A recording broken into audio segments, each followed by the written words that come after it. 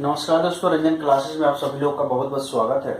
आज का जो हम टॉपिक डिस्कस करेंगे वो करेंगे सीरिंग ब्रिज। ठीक है, Schering bridge is type of AC bridge which are use for the measurement of capacitance. या बोल सकते Schering bridge is type of AC bridge which are use for the measurement of capacitance of a capacitor having dielectric loss. यानी loss the capacitor having losses, उस capacitor को measure करने के लिए हम यूज करते हैं सीरिंग ब्रिज का। यानी this is a type of AC bridge. It is a most popular use bridge for measurement of unknown capacitance and dielectric loss occurring in the capacitor. यानी जो कैपेसिटर है उसके अंदर क्या होगा, डाइलेक्ट्रिक लॉसेस हो रहा है, तो उस कैपेसिटर को मेजर करने के लिए हम सीरिंग ब्रिज का यूज कर सकते हैं। या हम क्या कौन सा ब्रिज यूज कर सकते हैं, modified de Sauty bridge use कर सकते हैं। The bridge can also be use for the measurement of loss angle of the capacitor. Capacitor का लॉस एंगल यानी डिसिपेशन फैक्टर भी हम मेजर कर सकते हैं by using this bridge. And dielectric insulators, insulating wires and cables, इन सबका insulating wires का इन सबका लॉसेस को हम मेजर कर सकते हैं बाय यूजिंग सीरिंग ब्रिज। अब देखिए this is a circuit diagram of shearing bridge. अब जो सीरिंग ब्रिज है, ब्रिज जनरली क्या है, it consist of A 4 arms. AC bridge है तो 1 power supply, AC power supply. So this is a AC power supply. E 4 arms and 1 detector. अब देखिए ये 4 arms हम terminal A, B, C and D. Each arms having an impedance Z1, Z2, Z3 and Z4. अब देखिए these are having an unknown impedance. इसका value हमें find out करना है और all remaining these are known to us. यानी इनका हमें वैल्यू पता है। ठीक है, अब देखिए वही where C1 the capacitor whose capacitance is to be find is to be determined और R1 is सीरीज रेजिस्टेंस। ये स्मॉल R1 क्या है, series resistance representing the loss in the capacitor में क्या लॉसेस हो रहा है वो आपको रिप्रेजेंट कर रहा है आपका स्मॉल R1 रेजिस्टेंस। नेक्स्ट है C2 is a non standard loss free capacitor. यानी इस ये जो कैपेसिटर है इसमें कोई लॉसेस नहीं हो रहा है, यानी ये बोल सकते हैं it is a ideal capacitor. Okay, next है R3 is non inductive resistance. ये जो है ये आपका क्या है, R3 is non inductive resistance है। And C4 is a variable capacitor and R4 is also a variable resistor. Both are connected in parallel with us. यानी variable non inductive resistance in parallel with the variable capacitor, इसका नाम दीजिए C4। ठीक है, variable non inductive resistance in parallel with the variable capacitor C4। ठीक है, अब देखिए यहां से बात करते हैं ब्रिज। ये जो हम यूज कर रहे हैं C4R4, बेसिकली जो वेरिएबल रेजिस्टर और कैपेसिटर हम जो यूज कर रहे हैं to bring the bridge in balance condition. यानी बैलेंस कंडीशन में लाने के लिए इन दोनों वेरिएबल कैपेसिटर और रेजिस्टेंस का हम यूज करते हैं। इसका यूज करके क्या करेंगे, जो हमारा ब्रिज है वो बैलेंस कंडीशन में आ जाए। अब देखिए जैसे बैलेंस कंडीशन में ब्रिज आता है तो क्या कंडीशन होता है, if the bridge is balanced it means that there is no current flow through the, इसके करंट जो करंट होगा वो क्या होगा, जीरो। यानी there is no current flow through the detector and the potential at point B is equal to potential at point D. It means that at balance condition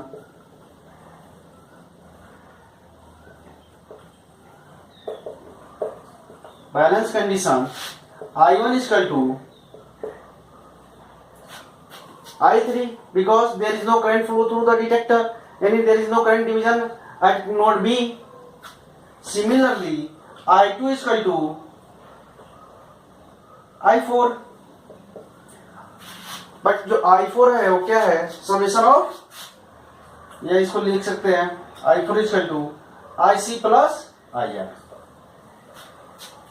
ठीक है, अब देखिए potential at B is equal to potential at D. It means that E1 is equal to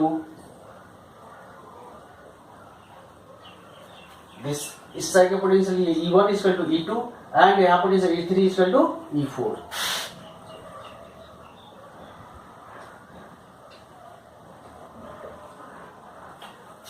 clear है यहाँ तक। अब देखिए at general bridge balance equation, अब देखिए सबसे पहले हम फाइंड आउट करें Z1, Z2 एंड Z3 जो इम्पीडेंसेस हैं इनके। AB के क्रॉस जो Z1 है, BC के क्रॉस Z3 है, AD के क्रॉस Z2 है और सी डी क्रॉस Z3 है। तो अब देखते हैं क्या क्या है इसमें। Z1 का वैल्यू क्या आ जाएगा, Z1 इक्वल टू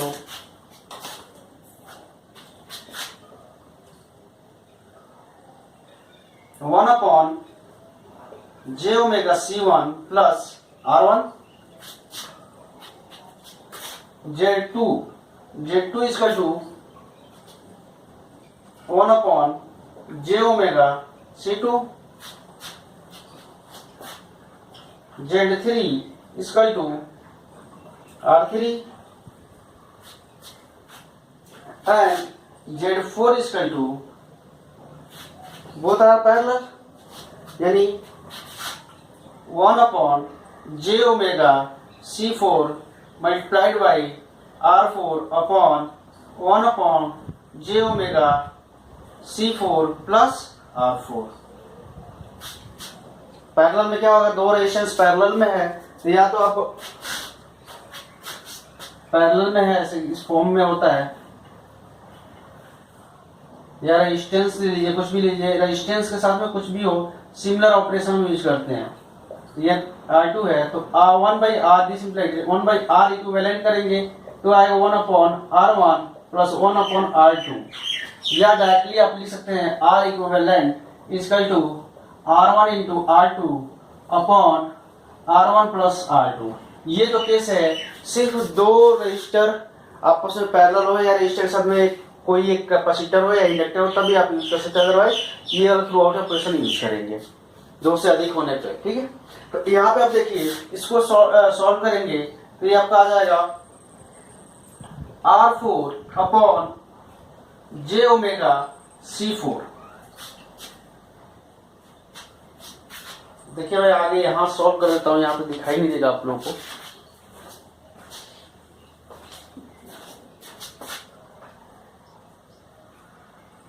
यहाँ कर लेते हैं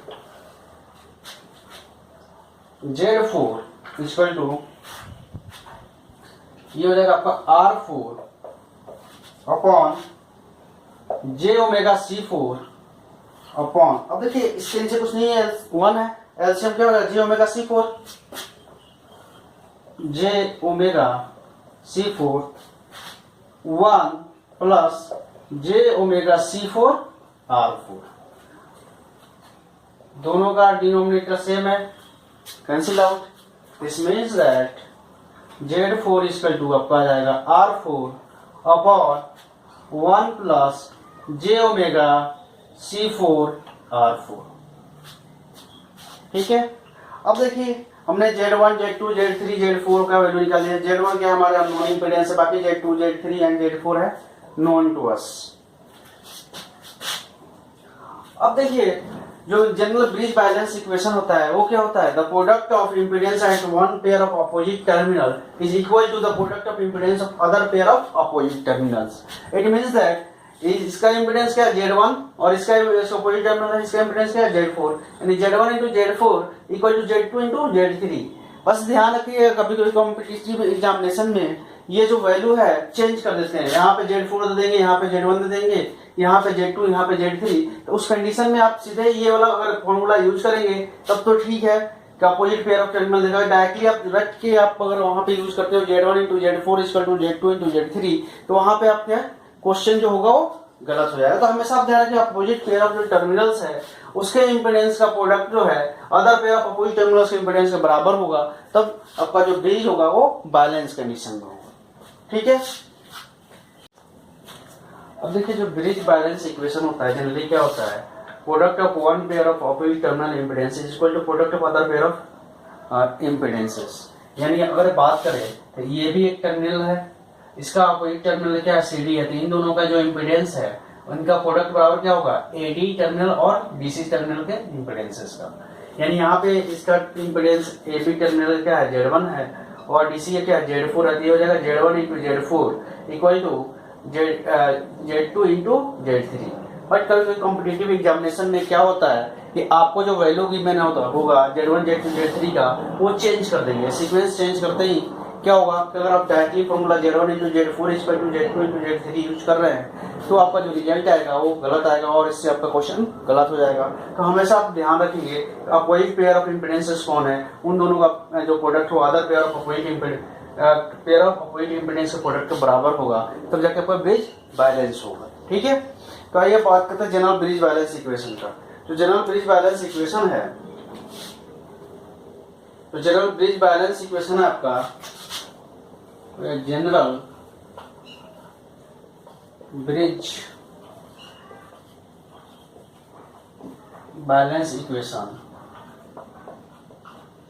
इस सर्किट से क्या हो जाएगा, Z1 into Z4 equal to Z2 into Z3 sequence हमने देख लिया इसमें। ठीक है, अब Z1 आपका क्या है, Z1 आपका 1 upon j omega C1 R1, 1 upon j omega C1 R1, और Z4 है आपका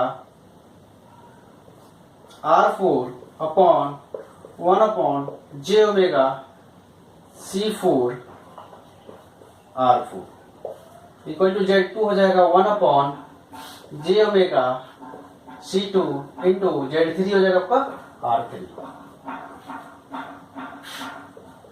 अब देखिए यहाँ सॉल्व करेंगे तो ये क्या है, न्यूमरेटर है, डिनोमिनेटर है, डिनोमिनेटर को हम शिफ्ट करेंगे इस साइड। अब देखिए ये हो जाएगा आपका, और इनसे हम मल्टीप्लाई कर देंगे, हो जाएगा R4 upon 1 j omega C1 plus small R1 R4 equal to R3 j omega C2 into 1 plus j omega C4 R4। This implied that R4 upon j omega C1 plus R1 R4 equal to multiply कर दीजिए आप R3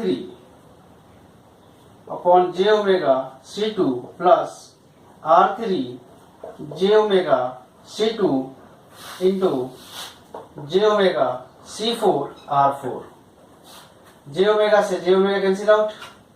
अब देखिए यहाँ पे क्या है, R4 upon j omega C1 plus R1 R4 equal to R3 upon j omega C2 plus C4 R3 R4 upon C2। अब देखिए इस इक्वेशन को ध्यान से देखिए, इसमें रियल पार्ट और इमेजिनरी पार्ट है। जैसे हम क्या करेंगे, equating real and imaginary part. अब देखिए रियल पार्ट कौन सा है और इमेजिनरी पार्ट कौन सा है, ये आपका क्या है, इमेजिनरी पार्ट है,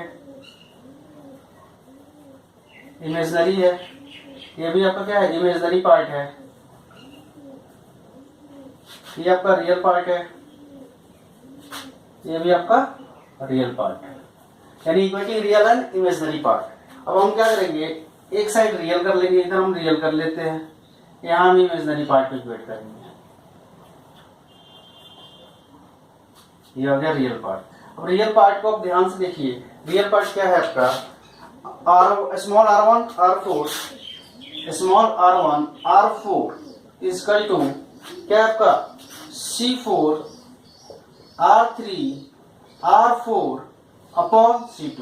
अब देखिए न्यूमरेटर में इधर भी R4 है और इधर भी R4 है, तो दोनों आपस में क्या है, कैंसिल आउट, यानी this implied at R1 equal to C4 C2 into R3, C4 upon C2 into R3। Imaginary part देखिए, इमेजिनरी पार्ट क्या है आपका, यहाँ पे इमेजिनरी पार्ट है आपका R4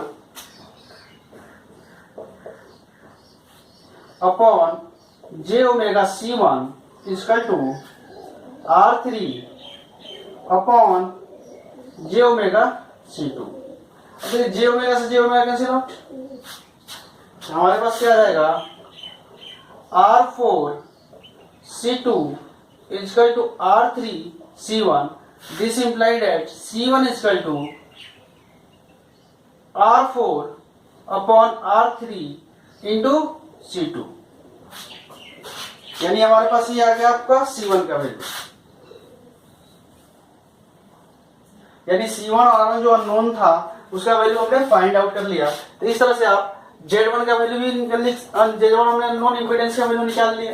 इस तरह से आप क्या कर सकते हैं, मेजर कर सकते हैं। अब Z1 का वैल्यू क्या है आपका यहाँ पे, Z1 इक्वल टू है 1/j omega C1 plus R1, ठीक है। यहाँ पे वैल्यू रख दीजिए 1/j ओमेगा C1 का वैल्यू रख दीजिए यहाँ पे R4 अपॉन R3 C1 और R1 का वैल्यू आपके पास क्या है C4 upon C2 into R3।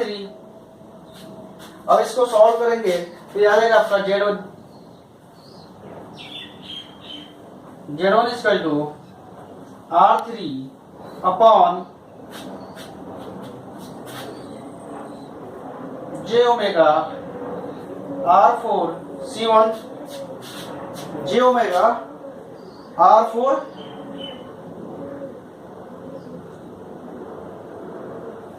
ये आपका C4 C2 है, C2 j omega R4 C2 plus C4 C2 R3। अब इस इक्वेशन को देखिए, इसमें कोई ऐसा कंपोनेंट नहीं है जिसका वैल्यू हमें पता नहीं है। इस तरह से हमने फाइंड आउट कर लिया the value of non impedance in terms of non impedance. ये आपका है derivation part of Schering bridge. अब देखिए जो शेयरिंग ब्रिज है वो डिसिपेशन फैक्टर को भी मेजर करता है। डिसिपेशन फैक्टर क्या होता है, tangent of loss angle. Basically जो डिसिपेशन फैक्टर की हम बात करते हैं, डिसिपेशन फैक्टर होता है टेंजेंट ऑफ लॉस एंगल। ये आप बोल सकते हैं dissipation factor is reciprocal of quality factor, because quality factor में परफॉर्मेंस हम फाइंड आउट करते हैं, परफॉर्मेंस कैसा है हमारे कंपोनेंट का। डिसिपेशन फैक्टर क्या होता है, जस्ट रिवर्स होता है कि हमारा एनर्जी कितना डिसिपेट हो गया, लॉस हो गया, तो इससे हमें पता चलता है लॉसेस का। तो जैसे बोल सकते हैं dissipation factor is reciprocal of quality factor.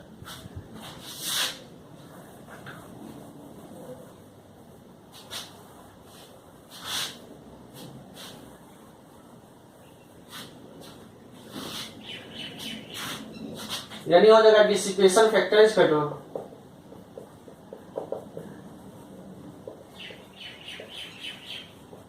Dissipation factor, ये होता है लॉस ऑफ टेंजेंट एंगल, या बोल सकते हैं tangent of loss angle, tangent of loss angle. बात बराबर है ये, या बोल सकते हैं it is reciprocal of quality factor. It is reciprocal of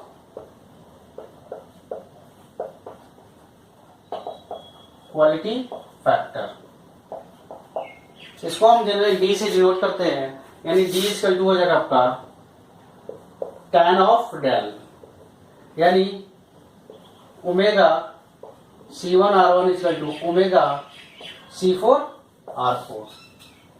ये हमारा हो गया dissipation factor of Schering bridge. अब आगे हम बात करते हैं फेजर डायग्राम का। फेजर डायग्राम का बात करते हैं। अब ये बात करते हैं phasor diagram of Schering bridge. तो शेयरिंग ब्रिज है, इसका फेजर डायग्राम को हम कैसे ड्रॉ करेंगे ये देखते हैं। तो बेसिकली फेजर डायग्राम होता क्या है, फेजर डायग्राम जो होता है वो relationship between voltage and current flowing through the each component को रिप्रेजेंट करता है। हर एक कंपोनेंट के तो वोल्टेज और करंट में क्या रिलेशन है, उस रिलेशन को रिप्रेजेंट करता है हमारा फेजर डायग्राम। ठीक है, अब देखिए ब्रिज बैलेंस कंडीशन में होता है। तो ब्रिज बैलेंस कंडीशन में हमने स्टार्टिंग में बताया था क्या होगा, balance condition I1 equal to I3, I2 इक्वल टू I4 and I4 equal to हमारे पास क्या है IC प्लस IR, और इधर पोटेंशियल हो जाएगा आपका E1 equal to E3 and E2 equal to E1 equal to E2 and E3 equal to E4, और E जो होगा ये हो जाएगा E1 प्लस E3 या E2 प्लस E4। ठीक है, ये हम बेसिक कंसेप्ट लेके चलेंगे क्योंकि ब्रिज बैलेंस है। बैलेंस कंडीशन में there is no current flow through the detector, यानी I1 is equal to I3 and I2 is equal to I4. At the same time balance condition potential at B is equal to potential at D. इसका मतलब E1 is equal to E2 and E3 is equal to E4. और जो E है ये क्या हो जाएगा, E2 plus E4 हो जाएगा या E1 plus E3 हो जाएगा. क्यों? Both are parallel to each other. Parallel में क्या होता है, आपका वोल्टेज हमेशा सेम होता है. तो फेजर डायग्राम की बात करते हैं. अब ये जो फेजर डायग्राम है इसके लिए बेसिक 3 कंसेप्ट हमेशा आपको ध्यान में रखना है कि वोल्टेज और करंट, अगर रेजिस्टेंस के क्रॉस करंट फ्लो हो रहा है उस केस में वोल्टेज और करंट दोनों सेम फेज में होंगे. V एंड I दोनों का वो सेम फेज. कब? जब कंपोनेंट क्या आपका रजिस्टर हो. रजिस्टर वोल्टेज लीड करेगा 90 डिग्री जब कंपोनेंट आपका इंडक्टर होगा.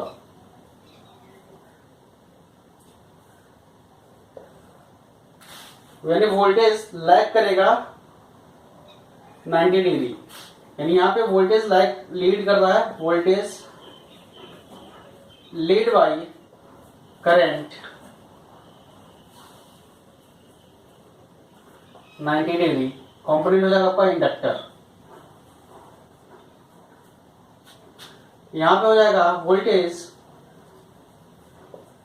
Lag by current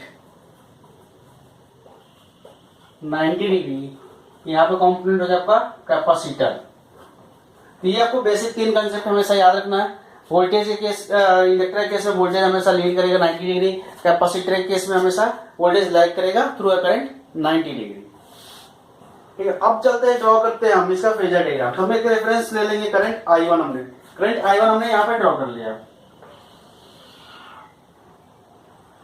current I1. ठीक है, अब देखिए I1 में वोल्टेज क्या, I1 R1 ये सेम एक्सिस पे होगा. I1 small R1. Capacity voltage है I1 upon j omega C1. ये क्या होगा, वोल्टेज 90 डिग्री लैग करेगा.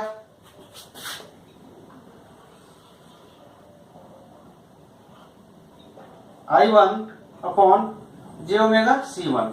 अब देखिए इन दोनों का जो रिजल्टेंट फेजर होगा वो रिप्रेजेंट करेगा आपका क्या, वोल्टेज E1 को.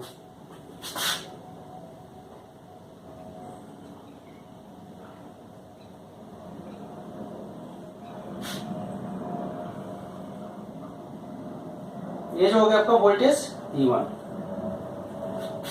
अब देखिए वोल्टेज E1 इक्वल टू क्या है, voltage E2. E1 equal to क्या है, वोल्टेज E2. और E2 इक्वल टू क्या है आपका I2 upon j omega C2. यानी ये भी जो वोल्टेज है E2 ये लाइक करेगा करंट, वोल्टेज लाइक करेगा करंट से कितना 90 डिग्री. यानी I2 करंट से लाइक करेगा 90 डिग्री. एक तो ये आपका 90 डिग्री फेज है. अब क्या होगा, इन दोनों के बीच में एक जो करंट जो I2 होगा वो 90 डिग्री लीड करेगा इस वाले एक्सिस से.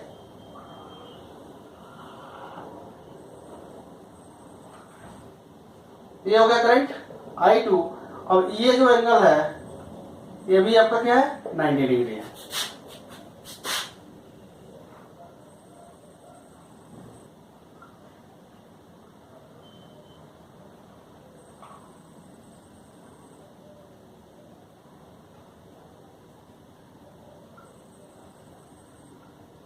ये भी 90 डिग्री है. अब देखिए I1 इक्वल टू क्या, I3. वोल्टेज अब क्या I3 R3 रेजिस्टिव वोल्टेज है, इसी एक्सिस पे कहीं होगा.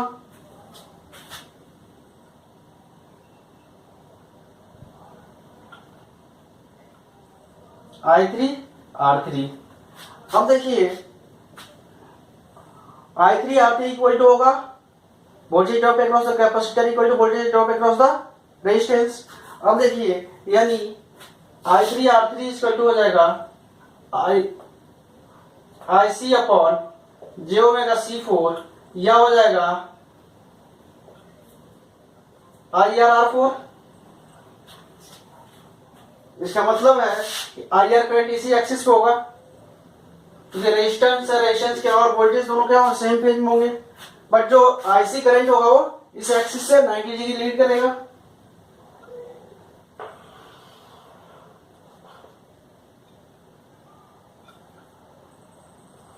अब इन दोनों का जो रिजल्टेंट होगा वो करंट I4 को रिप्रेजेंट करेगा।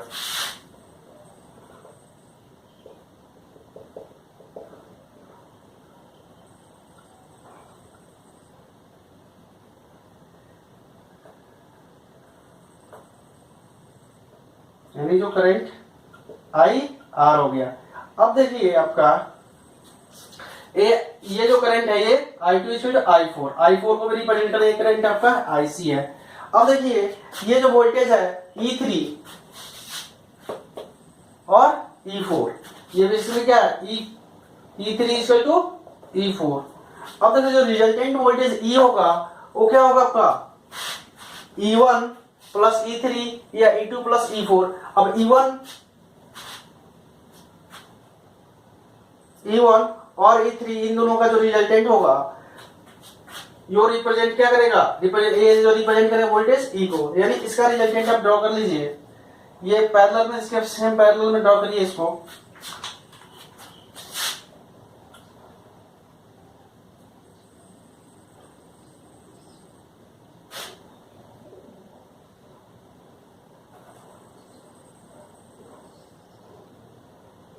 तो ये जो एक्स रिप्रेजेंट करेगा, ये रिप्रेजेंट करेगा आपका वोल्टेज E को। ये आ गया वोल्टेज E।